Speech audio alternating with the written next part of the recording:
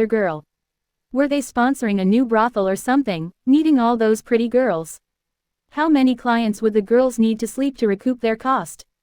Can they be clients too? Do they accept female clients? Would they be able to afford it? How much would an hour cost?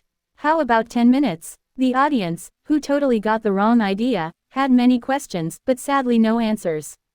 Finally, we present number 71, the auctioneer said. The dominatrix cracked her whip and a very pretty girl dressed in a red revealing dress entered while shaking, her face down, hidden by her long golden hair. Her hands covered her private parts that the dress she wore made sure to not cover. On her bare arms and legs, many signs of abuse could be spotted, despite being well hidden with makeup. Face up, bitch. The dominatrix slapped the girl's butt, making her look up at the audience and reveal her exquisite beauty. Biting her lip, she unwillingly walked with bare feet toward the center of the stage. About 95% of your beauty, Julian said as his drool seeped out of his mouth. He felt sorry for the girl, yet for some reason she seemed to invite a primal instinct inside of him, making him want to see her suffer more. Lily ignored him. Her bastard brother had just reinvented the scale Victor had been using lately. She was not against it as the scale never really went above 100, and if it ever did, she would just release her bloodline and set a new limit. As for the girl, she was the one she was looking for, one of the 4 demonesses of the world, Alicia the Jinx. A girl that required legions after legions to defeat. Although she was not sure, Lily firmly believed that Alicia, like Nova, was a dark scion. The problem with this one was that after awakening she would get the class Jinx avatar, and this class would allow her to cast the bad luck the world cursed her with onto others, creating a nightmare of an enemy. In the other timeline, she was purchased by Titus just before he was uncovered by Victor, and this caused the girl to end up in the hands of the family. After that, Lily was not sure what happened, as all her knowledge came from rumors and speculations, but she seemed to have ended up as a plaything for one of the elders, probably Titus's father or uncle. She stayed there in misery right until the day of reckoning, when she became a player, learned how to use her skills, and planned her escape. About 3 months later, using a chance when the Von Weiss family was holding a ceremony, she seemed to have gone into action. Although no files remained explaining what happened, the results were known. That elder who abused her and his entire lineage was killed. 50% of the family was decimated after the main volcano exploded. She used the chaos to escape. All of the family agents who tried to capture her after that were severely injured or dead, most due to falling off stairs or biting their own tongues by accident while telling her to stop. 2 of the family protectors who went to stop her seemed to have also suffered some cursed luck and ended up injured. Sadly, no files went into any specifics. After her escape, the family was probably unable to pursue her due to the state of the world at that time. And they, themselves, had to face their own tribulation a few weeks after that. The next time she appeared it was with Caspian as one of his demonesses. Now this girl was going to be hers. This one is our finest piece. Although she has changed hands 3 times already, it is still in high demand, searching for the owner who could really make her shine. The auctioneer said, the one and only, Princess Alicia from the Brown Mountain Kingdom. After she tried to kill her father the king, she was stripped of all of her royal rights and is now a prime example of royal disgrace. The old lady said, we will start with $15 million. The price was cheap for a princess, but she was already considered used goods at this point. $20 million, Lily bid directly. As expected, no one followed, not even Titus, who discovered Liam's plot. During the auction, she proved that she had enough money to get what she wanted, and the 3 guys who were bidding against her half an hour ago suddenly disappeared one by one as their balconies lay silent. 20 million of the owner off balcony 4, the old lady sighed.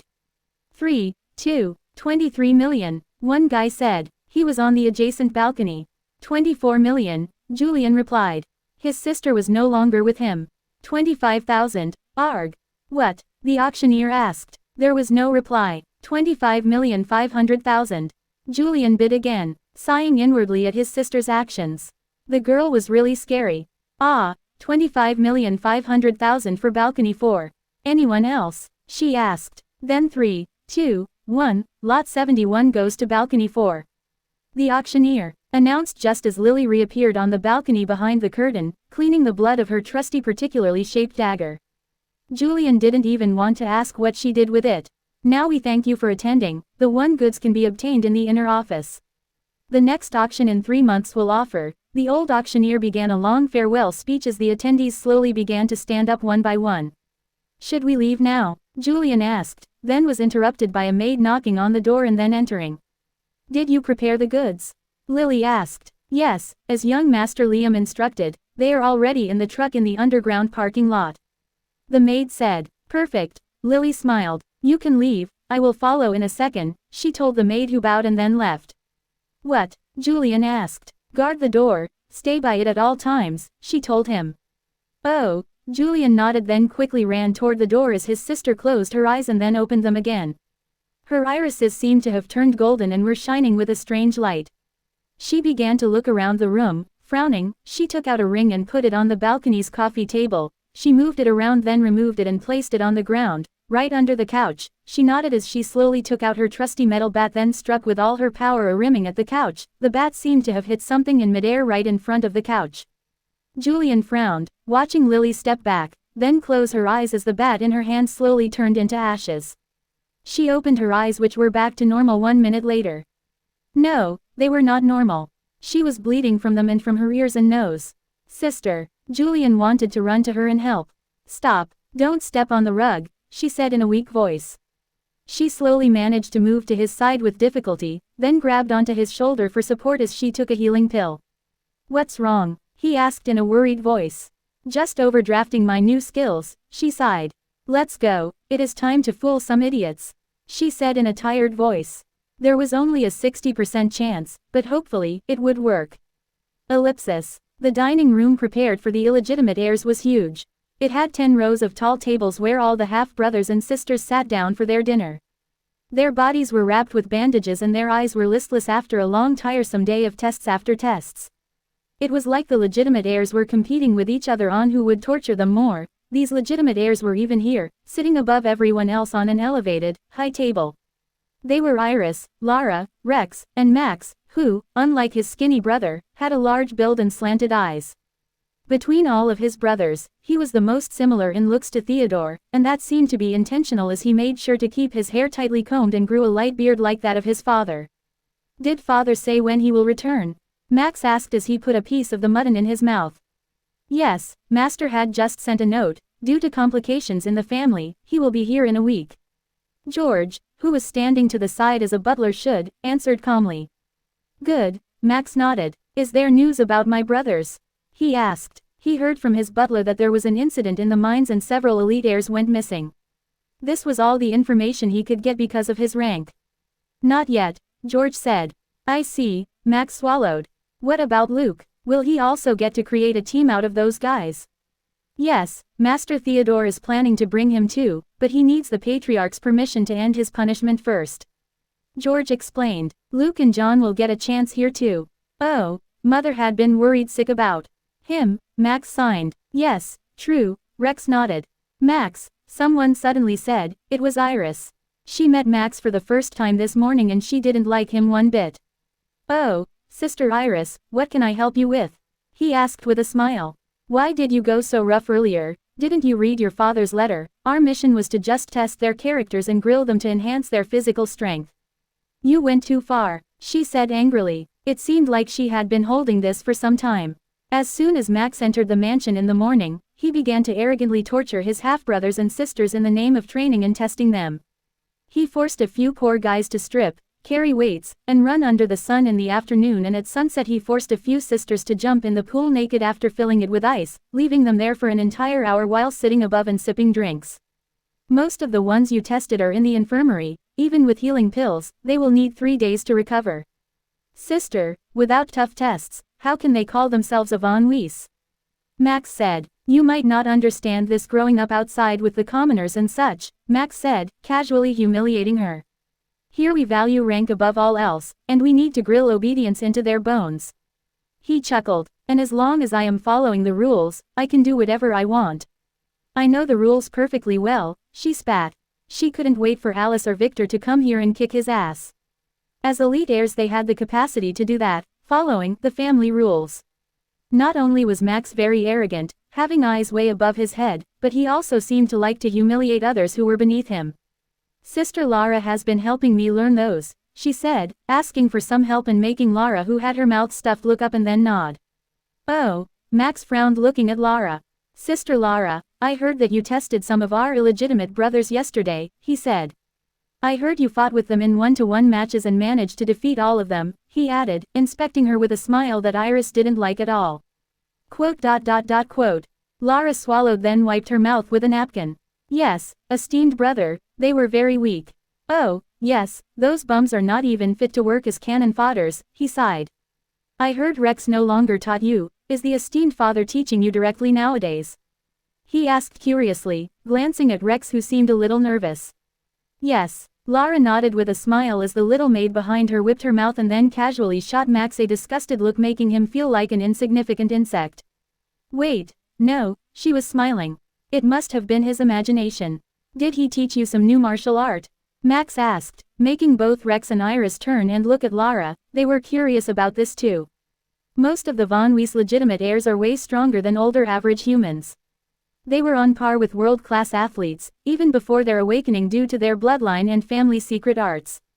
Still, this had limits. Lara had displayed some strength that went beyond the family's standards for someone her age and build. Ah, Lara hesitated. Father told me not to say, she said, biting her little lip as she looked down. She seemed to really want to answer her esteemed brother's question but didn't dare to. I see, it's okay, Max said. He seemed to have confirmed his guess from her reaction. Then how about a little spar with Rex to see how proficient in the family arts you had become? He asked, nodding to Rex who was her former teacher, would be able to tell a few things. Ah, Lara hesitated. She began looking at Rex and then at Max again.